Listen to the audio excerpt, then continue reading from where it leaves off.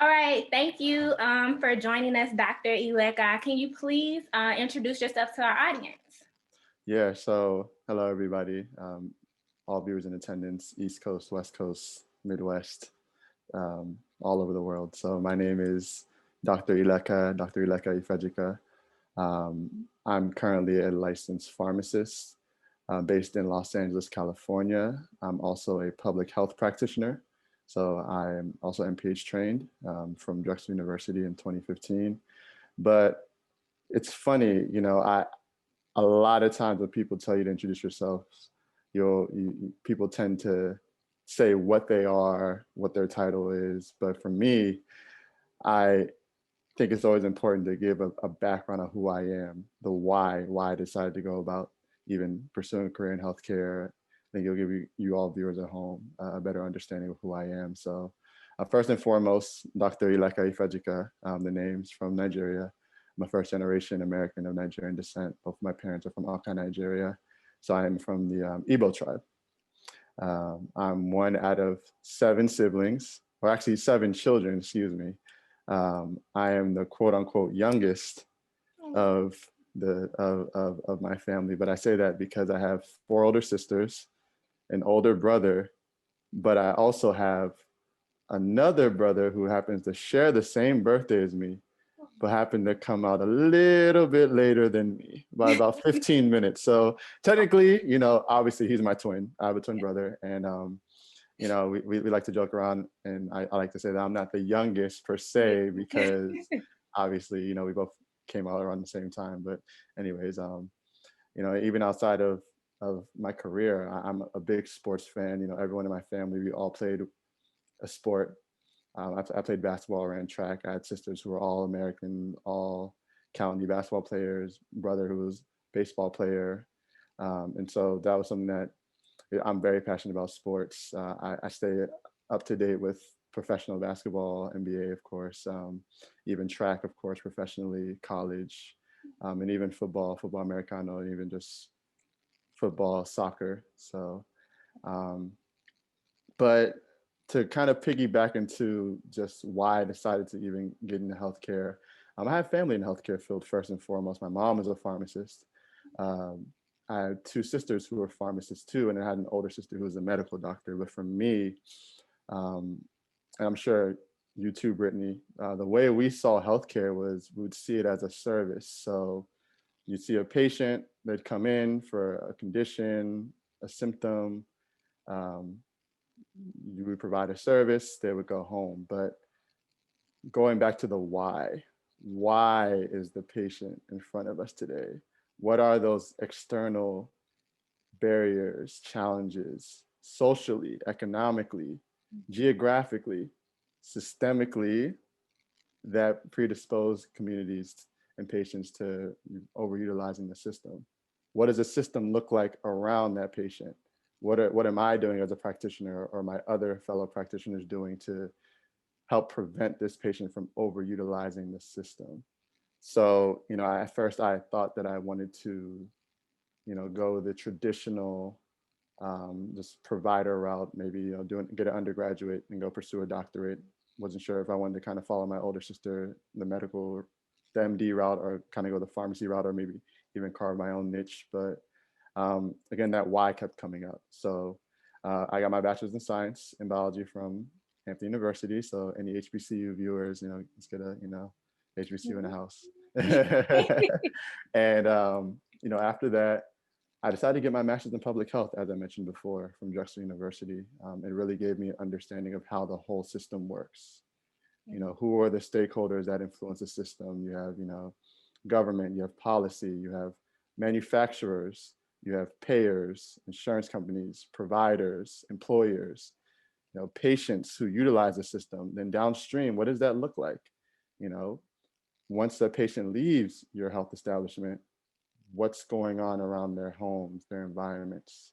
So once I understood that, I decided then to go to pharmacy school because, traditionally as pharmacists, you know, our kind of touch point in the community is very important. And then on top of that, just our knowledge of the medications, not just your allopathic, but your alternative non-pharmacological insights really makes us really valuable to the system. You know, people tend to think that we are quote unquote legal drug dealers or drug pushers, but you know, I see my work as me being more of a medication optimizer. So I had a mentor who taught me, who's also a pharmacist, who taught me that really your approach should be not what medication I should put you on, but how can I work with you to make sure that you're not on medications for the rest of your life? Or if you have a med list of 20 meds, how can we cut that down to 10, 10 to 5, 5 to 2, 2 to 1? So I say all to say that's my motivation. So I got my PharmD from Thomas Jefferson University in Philadelphia in 2020. And upon graduation, well, after graduation, I decided to relocate to Los Angeles. And now I'm really just, again, getting involved in a lot of different things that I know, written out, we'll talk about later on, that really helped me answer my why in terms of why I decided to get into healthcare. So I'm currently in Los Angeles, California, and that's me. Oh, great. You had me have my nerdy side kind of came out with the social determinants of health. And of course. Yes, but before we get into, well, that was your start. So let's start with the MPH. I mentioned to you that I got my MPH before going to pharmacy school. So I want to know, personally, my plan, I knew I was going to pharmacy school when I applied for my MPH.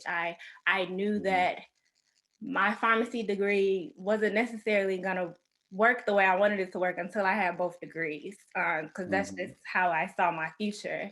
So when you applied and decided to do an MPH, did you know you were going to go to pharmacy school, or what was your thought process with that? Again, not at the time. I think my motivation, at the time when I applied to get my MPH, again, the motivation was really just to understand how the healthcare system works. It's funny because I just thought about this. My older sister, who was a medical doctor, in between her 3rd and 4th year of medical school, she got her master's in public health. And maybe indirectly that played a part, but I never really had the chance to ask her why. She's significantly older than me. She's the oldest, I'm the youngest. So we're separated by about 14 years. So by the time she was graduating medical school, I believe I was like 12 or 13 years old. So I didn't know, I just knew she had another degree outside of the MD. So for me, it was really all about just doing my research and seeing if that answered, again, that why. And it did. So I knew I just wanted to just take a step back and understand what I was getting into, what system I was getting into. Where's the future of healthcare going? Are we still looking at healthcare via fee-for-service, volume-based type of practice, profit-driven practice? Or are we looking more patient-centered, value-centric? I wanted to understand that framework and really look at healthcare from that 30,000-foot view. So from there, once I did that, then I was able to really see that healthcare was transitioning to, again, this value-based care, where you have this coordination of different providers coming together to really look at the patient as the centerpiece of the care. And so from there, I was able to really look at all the different fields, what their unique values were to the system. And then the PharmD just hit me because of the fact that, again, that touch point to the community was one thing, and then the knowledge of the medications. I don't know if there's any prescribers that will be viewing this, but just hear me out here. So I could prescribe a medication to a patient, but if I don't understand the drug-drug interactions, I don't understand the proper dosing, the proper routes, the side effects, what to expect, then that patient's gonna come back to me one way or the other. So as a pharmacist, not only am I able to, at the community level, be able to educate, but to go into a deeper dive into what to expect when you're on those medications, side effects, you know, even if you're not my patient and, you know, you just have a question and you're trying to self-treat, I can triage you in the right way. You don't have to go to the ED for this. You can use this. You can use this over-the-counter medication to treat this. Or maybe there's a drug-related cause towards why you feel this way. So again, you're really impacting the community in a way that I feel not as many other practitioners have the opportunity and the bandwidth to do, just based off of their nature of their work. Yeah. So that hopefully that answers the question. Very long-winded, but hopefully that answers your No, question. I'm a public health geek, so you're just I'm a man over here, so you're fine. Yeah. Okay, so with that mindset, how did you, I guess because we kind of have a similar mindset regarding that.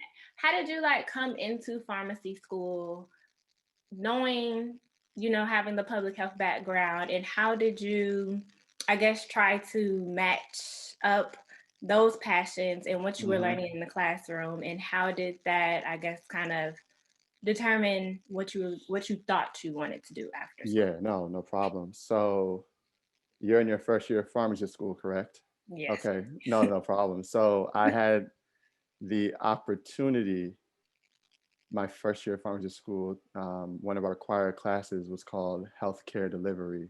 It was taught by an individual who's actually a mentor of mine, Neil Gofarb, who runs a coalition of employers regionally in the Philadelphia area. And the purpose of his organization is to provide this coalition of 50 plus employers with education, independent research needs around trying to find ways to maximize the health and well-being of their employees. So whether that be educating on specific disease states, trying to maximize the value on the benefit packages that employers will have for their employees, whether it's having seminars, things in that nature.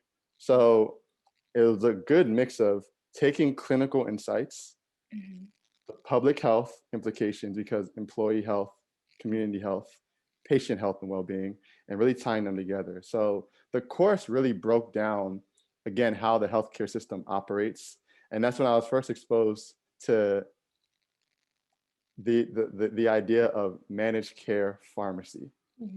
And so from there, I believe we had a guest speaker who was a liaison for our Academy of Managed Care Pharmacy, or AMCP chapter. And from there, it just piqued my interest because I just saw just a big light bulb. Okay, the MPH, the PharmD, I can see how this comes together, because at the end of the day, for those of you who don't know what managed care is, it's really the principle of maximizing quality of care at the lowest cost burden to the patient. That principle can be utilized in a lot of different spaces. If you're a manufacturer trying to find the best way to develop the most cost-effective treatments for your patients. If you're at the hospital level, you're looking to try to identify ways to manage the care of your patients, you know, at the most minimum cost burden.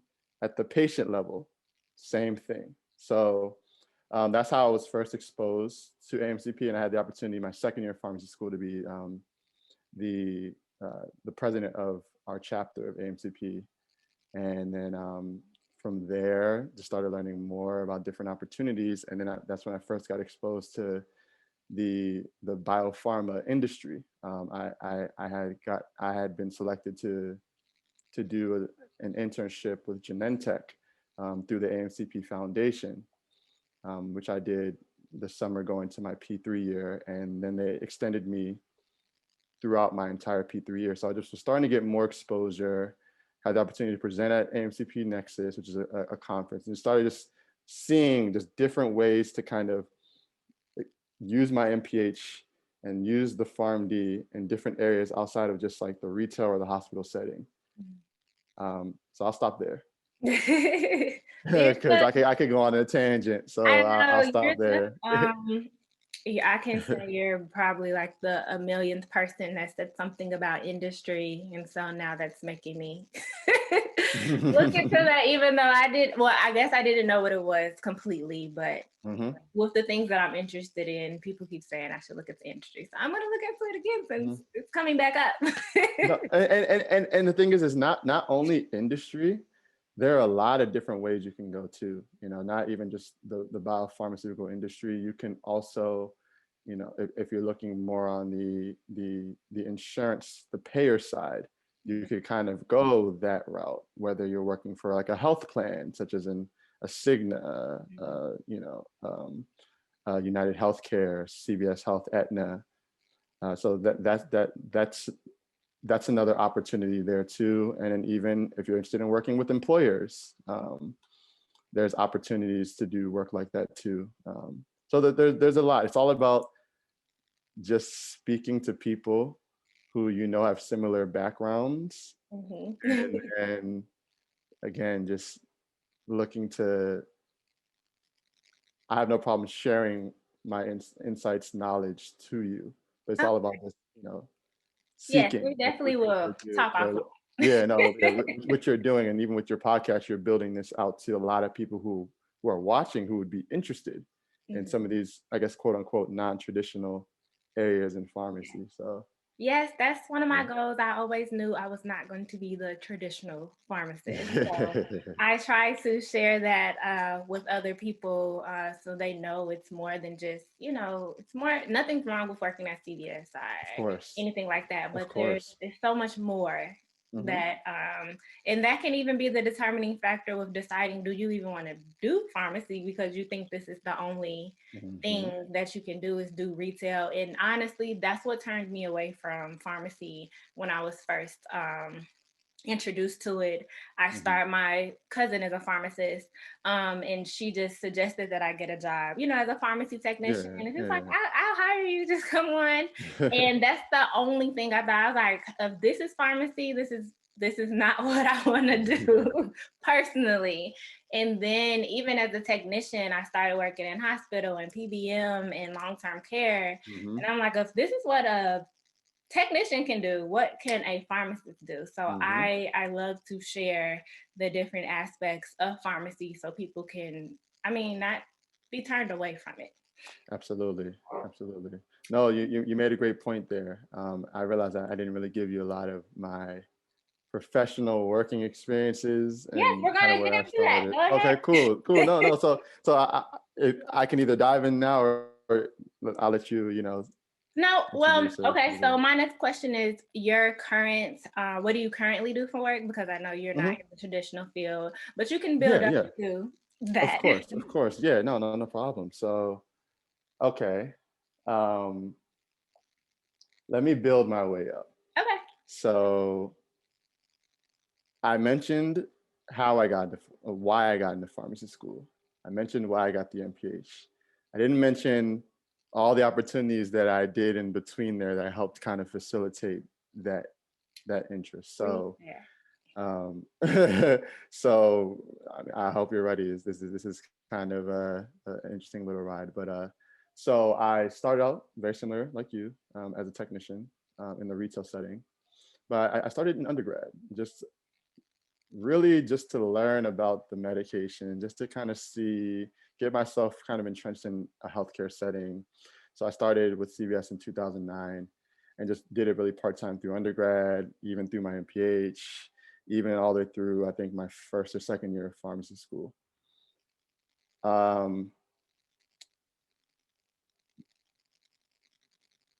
During my MPH, I was first exposed to an area called health outcomes research. I'm not sure if you're familiar, but basically it's a space where you are basically looking for a certain outcome, looking for a certain,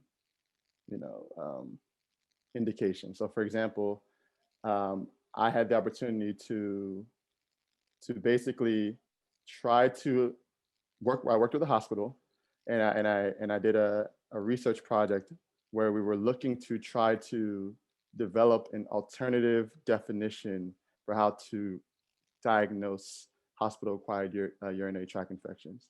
So I'm not sure how much you know about this or if you learned this in your MPH training, but hospitals through the Centers of Medicaid and Medicare Services, they may get penalized based off of certain benchmarks. So the number of hospital-acquired infections you have, you can get financially penalized and lose money based off or from CMS. So what we were looking to do was we were looking to try to identify an alternative surveillance definition for hospital-acquired UTI infections that only consisted of more clinical characteristics, so that maybe instead of it being a hospital-acquired urinary tract infection, it could have been something like asymptomatic bacteria, because if you don't have white blood cells elevated, it may not be UTIs. So basically, I did a retrospective study where I looked at hospital data for at least the past 3 years to try to see if if those cases that were reported were true hospital-acquired urinary tract infections versus just being asymptomatic bacteria in the urine. And so I ended up finding out that just through that research, did data analysis using SAS, any statistical analysis people would know what that means, and found that we were underreporting UTIs by about 35%. And so that had huge implications for the hospital, allowed them to save a lot more money. So again, it's basically taking policy, looking at a certain outcome, maybe looking at data retrospectively and identifying ways to determine ways in which you can kind of moving forward, maximize better outcomes for hospitals, patients, so on and so forth. So that was something I first got exposed to. That piqued my interest in terms of even working in a hospital, because I thought, okay, well, I want to see how, when you're dealing with a certain level of acuity with patients, a certain level of a higher degree of sickness or a higher degree of illness, what that would look like. So I started working at a hospital as a technician, and I did that while I was in pharmacy school. I was an intern at a hospital, and that was a good opportunity to be able to see the retail side, to see the hospital side, and then just to be able to see like the outcomes research side of a hospital setting. And then, as I mentioned before, through AMCP, I had the opportunity to work as an intern with Genentech in the pharmaceutical industry. So specifically under U.S. Medical Affairs. And basically, I worked with, I'm not sure if you're familiar with an organization called the Institute for Clinical and Economic Review, they're also known as ICER. Okay.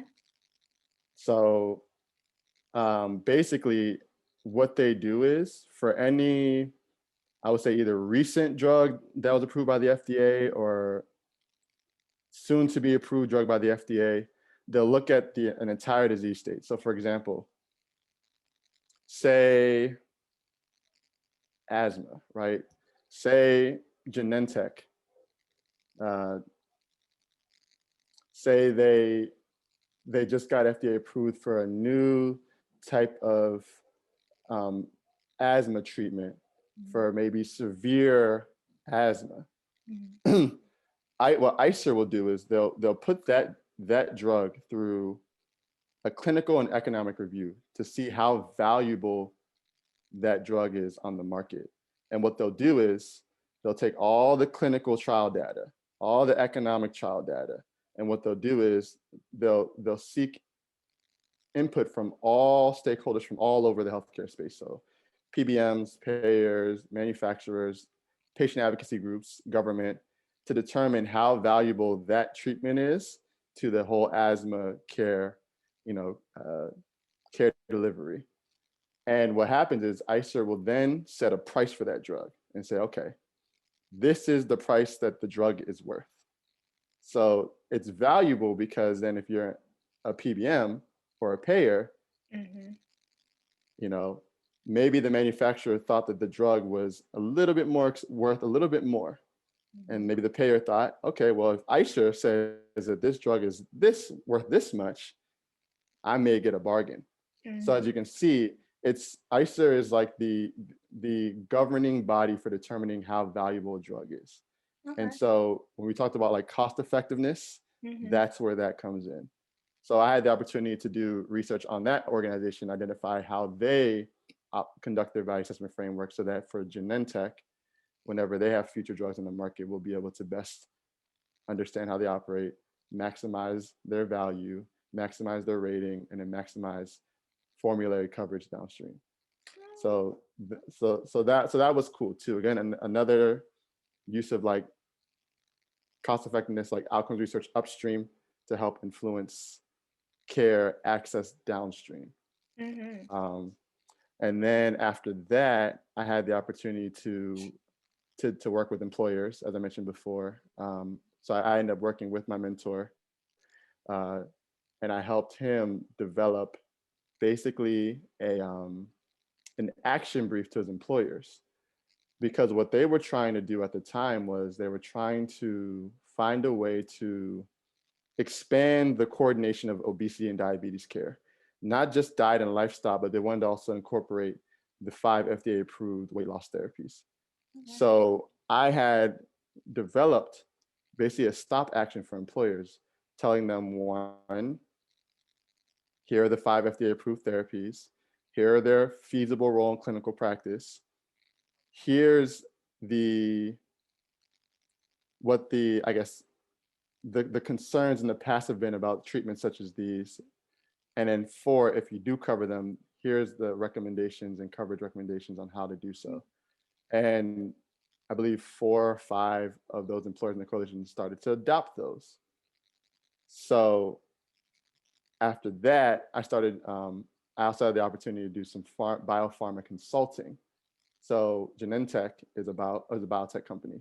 I had the opportunity to work with a company called Xcenda, where I would be able to do consulting, in which all my clients would be all the major pharmaceutical companies in the country world. So, for example, your Genentechs, Pfizer's, Merck's. Okay. When they create deliverables, they outsource to consulting firms such as the one that I worked with. Okay. And so I had the opportunity to do that. And then upon graduation, it's funny, I actually had an offer with a company doing similar work. But because of COVID, they actually rescinded my offer 2 weeks before I was supposed to start. No. So it's okay. So and this is maybe just a lesson to viewers at home.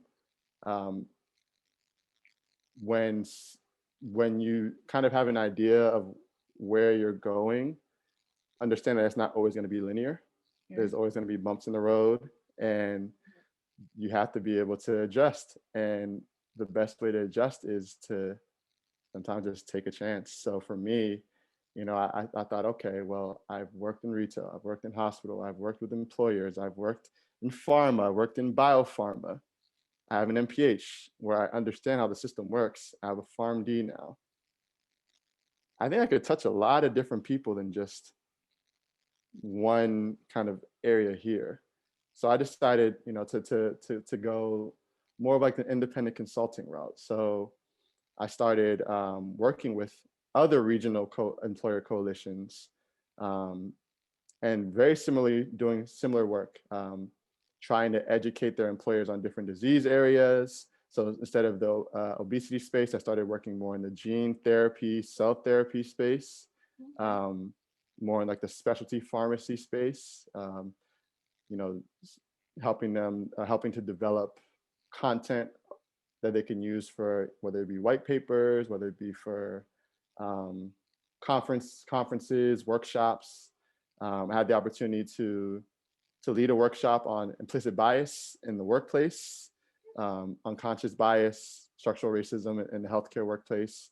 So just touching different stakeholders. So worked with employers, worked with union groups, had the opportunity to sit on panels with National Alliance of Health Purchaser Coalition, so the National Alliance of Employers, being able to educate employers on how to understand those social determinants of health, and how best to develop strategies to maximize their employees' health and well-being. So I've had opportunity to do work such as that. I've had opportunities to even kind of go more holistic, teach meditation, practices to my community. So really being able to touch a lot of different areas and using my healthcare knowledge to do so. So that's where I'm at now. And I do also work. I do also have another source of income too. I just started working as a travel pharmacist. So I'll be traveling throughout California administering the COVID-19 vaccine. And that's through CVS. So that's just another opportunity to kind of, again, use my public health training, being able to help different communities in the California area, and still being able to use my clinical knowledge while still having the capability to do some of this work that I'm doing remotely too. So that's what I do right now. Oh, interesting. Well, it's very interesting to me. I love it. So if somebody is interested in kind of going like the consulting route or, like more of the research and things that you have stated, what tips would you give them like as a student to help, like build their resume or build their knowledge base or things like that? Before even getting to that, this is very important, Brittany, excuse me. I'm sure you've noticed that throughout this entire conversation, I have been repeating the why. The why. It's important that you understand your why. A lot of times we say, okay, I'm a pharmacist, or I'm doing a job because it may provide a certain level of income, but at the same time, why? Like, what is your calling? Why is that so? And then once you identify your why, then you can start to kind of identify from there a track or certain tracks where you can go. So as I mentioned before, for me, my biggest why was understanding not just at the point of care, but why our community is impacted the way it is. What's the system look like around it?